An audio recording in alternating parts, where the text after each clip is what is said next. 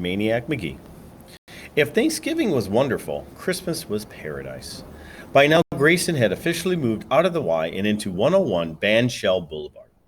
Thanks to his long acquaintanceship with the locker room attendant, he and Maniac were privileged to continue using the Y's shower facilities at their pleasure. For decoration outside, they nailed a wreath to the door. There was only one small window, but it had no sill to hold a candle, so some spray snow had to do. Inside was another story. Santa's elves themselves would have felt at home. Strings of popcorn swooped across the ceiling. Evergreen branches flared at random, dispersed their piney aroma. Wherever there were a few vacant square inches, something Christmassy appeared. A matchbox crochet, a porcelain Santa, a partridge in a pear tree. One day, Grayson dragged a pair of tree limbs and started sawing them away.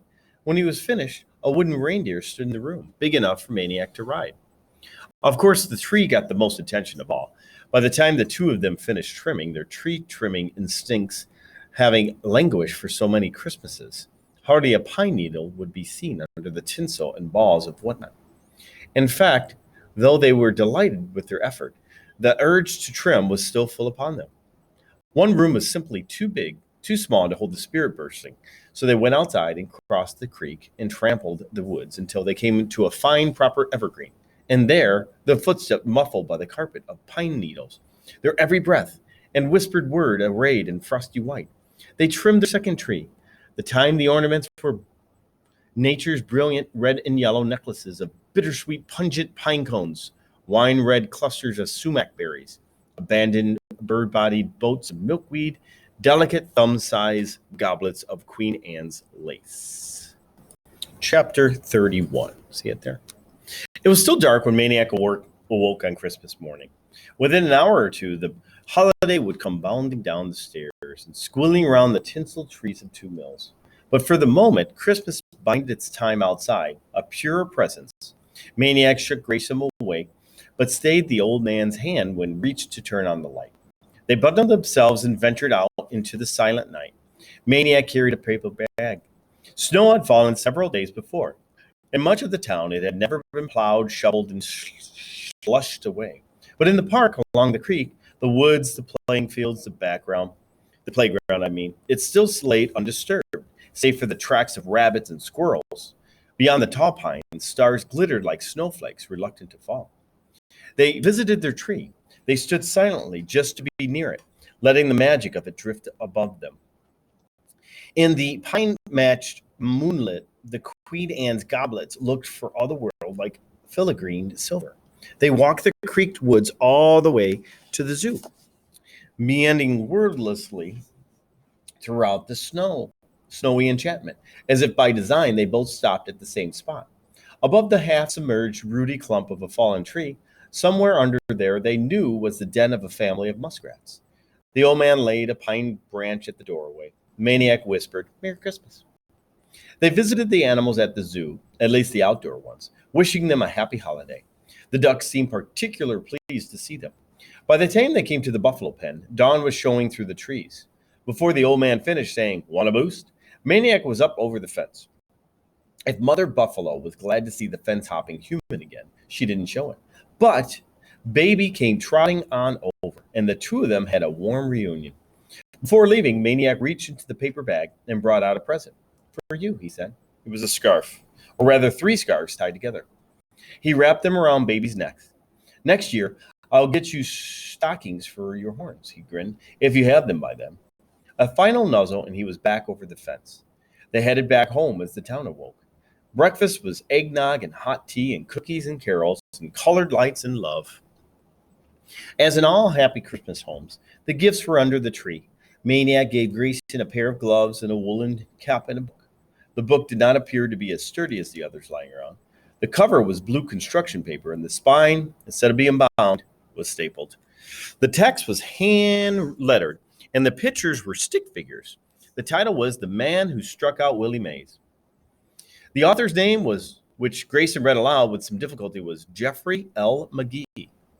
Maniac, in his turn, opened packages to find a pair of gloves, a box of butterscotch crimpets, and a spanking snow-white, never-ever-used baseball. He was overjoyed. He rushed to the old man and hugged him. The old man put up with that for a second, then pulled away. "Hold on," he said. He went to one of the baseball equipment bags and reached in, tunneling down to the bottom, and came up with another package. This one wrapped crudely in newspaper. "Hide and listen," he said.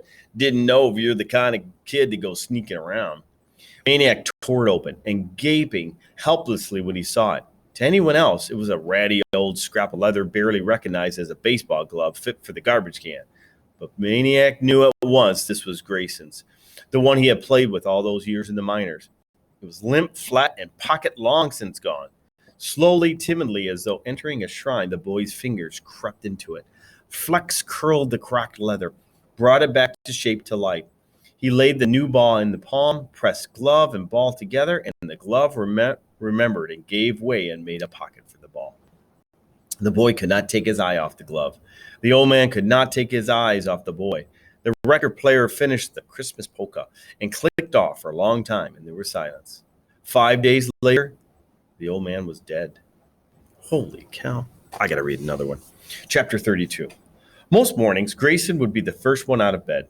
He would turn on the space heater, visit the band shell lavatory, then heat up some water, get breakfast ready, and finally wake the boy with a gentle shake of the shoulder. On December 30th, it was the silence that woke Maniac in the cold. The space heater wasn't on. No steaming cup sat on the table. The old man was still under the covers. Maniac went over. "Grayson?" He shook the old man. "Grayson?" He took the old man's hand. It was cold. "Grayson?" He didn't run to the superintendent's office. He didn't run to the nearest house. He knew. He held the cold, limp hand that had thrown the pitch that had struck out Willie Mays, that betrayed the old man's stoic ways by giving him a squeeze. He began talking to the old man about places he had been to the road, about places the two of them might have gone to, about everything. Then he began to read aloud. He read aloud the books the old man had learned to read and finished the old man's favorite Mike Mulligan's steam shovel. When he looked out the window, it was night. He dragged his chest protectors alongside the old man's mat and lay down, and only then, when he closed his eyes, did he cry. The funeral, such it was, took place on the third day of the new year. Maniac had at least gone to tell someone, the zookeeper, and from then on, he pretty much stayed out of the way. Grayson came to the cemetery in a wooden box. The pallbearers were unknown to Maniac. They were members of the town's trash collecting corps, and as they huffed and bent to lay the box over the hole, they smelled vaguely of pine and rotten fruit. Maniac was the only mourner. He had thought the Parkins superintendent might show, or the attendant at the Y locker room, or maybe the lady who ran the park food stand in summer. None was there. Only Maniac and the man from the funeral home and the 6 pallbearers and 2 men off the side, smoking cigarettes and leaning on a little hole-digging tractor that made Maniac think of something. He smiled inwardly. "Hey, Grayson, look. Mike Mulligan's steam shovel had a baby."